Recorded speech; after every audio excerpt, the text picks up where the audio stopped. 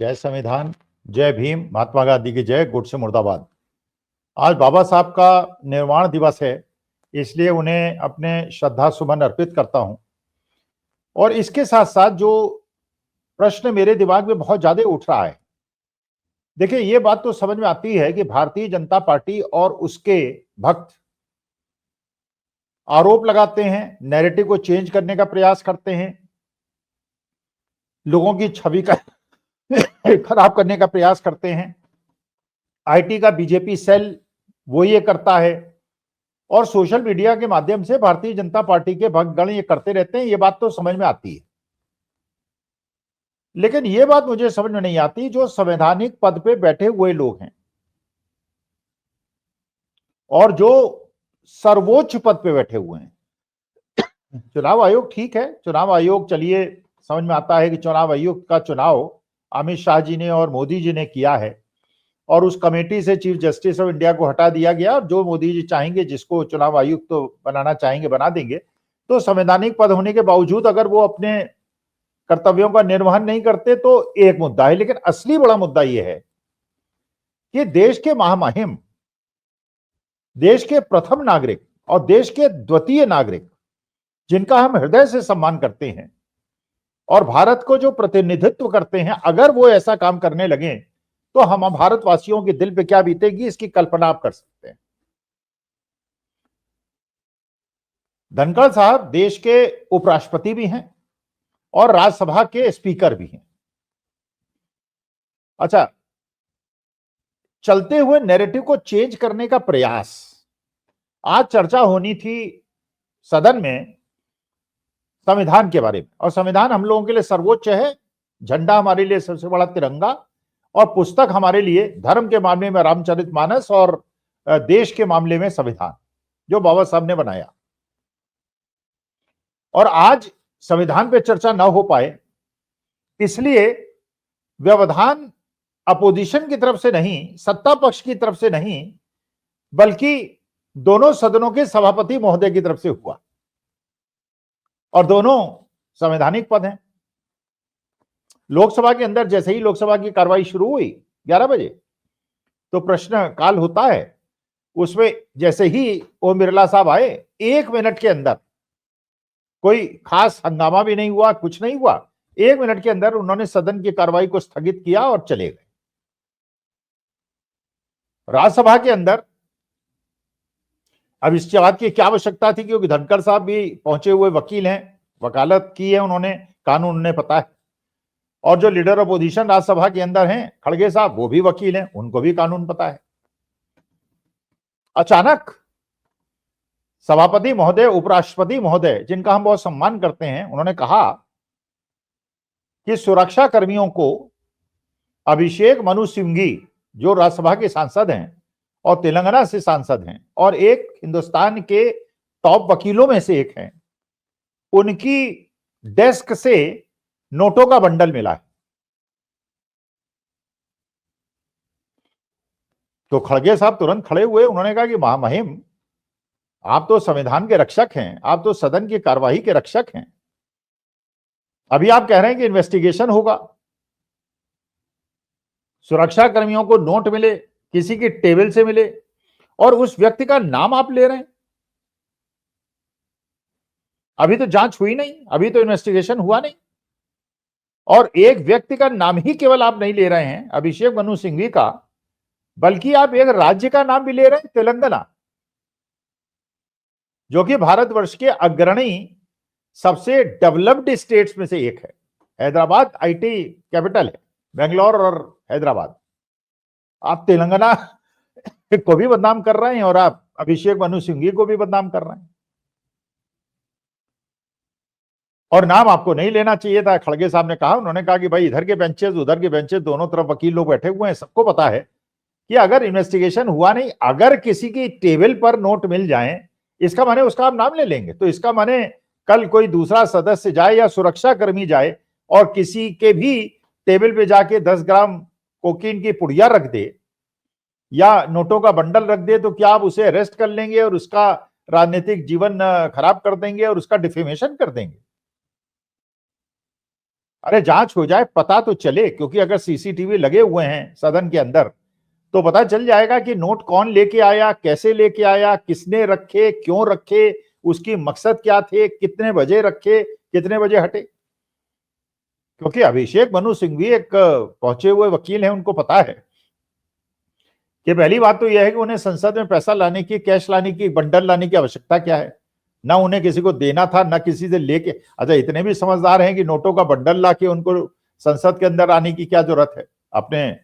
Chamber में रख देते, अपने घर में रख देते, बैंक में रख देते, कहीं रख देते। तो इस प्रकार की बचकाना हरकत अभिषेक मनु सिंघवी करेंगे।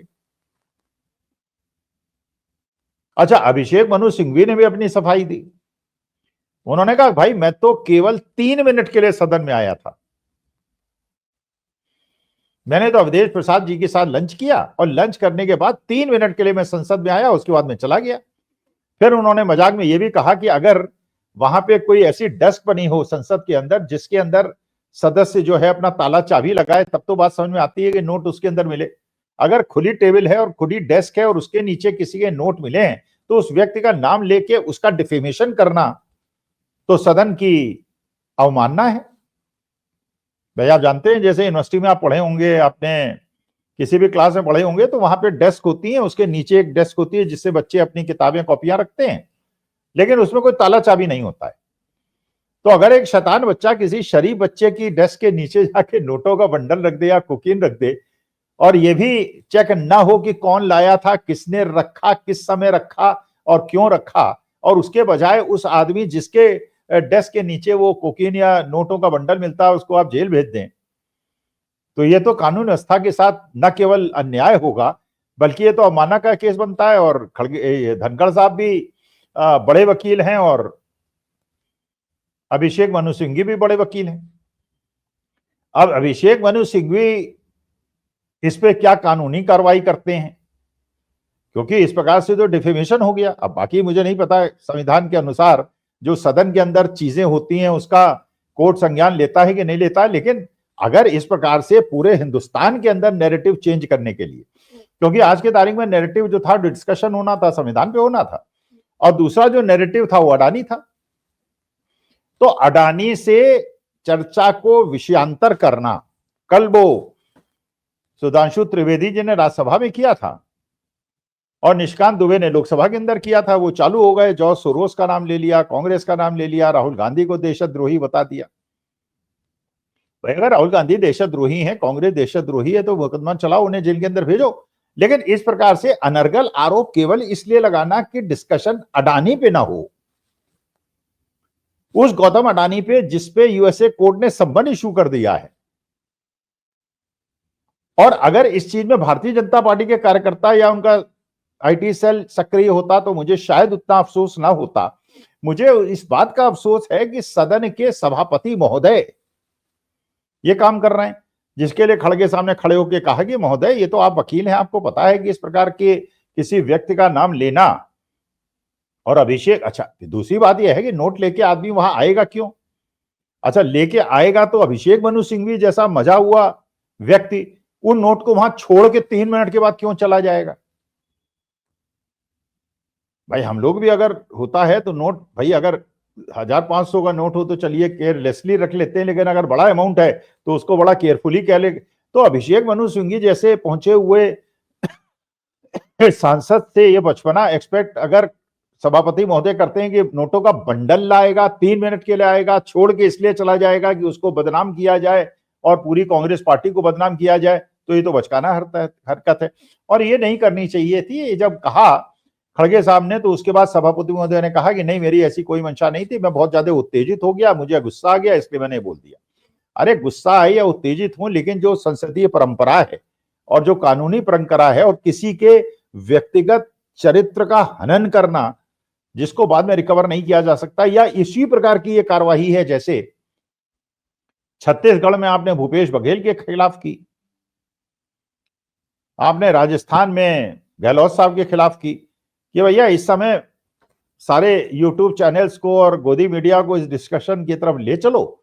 अडानी से मुद्दा हट जाए। अडानी का नाम लेना तो लोकसभा राज्यसभा के अंदर ऐसा पाप हो गया है, उसे सदन की कार्यवाही से बाहर कर दिया जाता, तो मेरे ख्याल से जो आज सभापति महोदय ने राज्यसभा में किया है उसको खुद उन्हें कह देना चाहिए इसको सदन की कार्रवाई से बाहर कर दिया जाए। क्योंकि मेरे हिसाब से, कानूनविद नहीं हूं, मुझे कानून का बहुत ज्यादा ज्ञान नहीं है, लेकिन मेरे हिसाब से ये एक किसी व्यक्ति के अवमानना का प्रश्न है, विशेषाधिकार का मसला है, और इस पे मेरे ख्याल से इस प्रकार से किसी व्यक्ति और किसी स्टेट, एक ऐसा तेलंगाना स्टेट जो भारत का अग्रणी राज्य है, और केवल क्या तेलंगाना की केवल यह गलती है कि वो साउथ इंडिया का पार्ट है, मैंने नॉर्थ इंडिया के स्टेट्स के लिए अलग प्रकार का आपका व्यवहार होगा, और साउथ इंडिया स्टेट जो बीजेपी को नहीं जिताते उसके लिए कोई अलग प्रकार का व्यवहार होगा। और स्टेट को बदनाम करना, क्योंकि अभिषेक मनु सिंघवी तेलंगाना को रिप्रेजेंट कर रहे हैं आज की तारीख में, और तेलंगाना का नाम लेना, अभिषेक मनु सिंघवी का नाम लेना, मेरे ख्याल से ये सदन की परंपरा के अनुरूप नहीं है, और ये मेरे ख्याल से धनखड़ साहब ने जो किया उनकी मर्यादाओं के अनुरूप नहीं है, और इस पे उन्हें खेद प्रकट करना चाहिए, उन्हें माफी मांगनी चाहिए, वरना मेरे ख्याल से सदन को इस मामले में, और मोदी जी को इस मामले में, और लीडर ऑपोजिशन को इस मामले में सख्त कार्रवाई करके उन्हें पद से मुक्त कर देना चाहिए। नमस्कार, धन्यवाद, प्रणाम।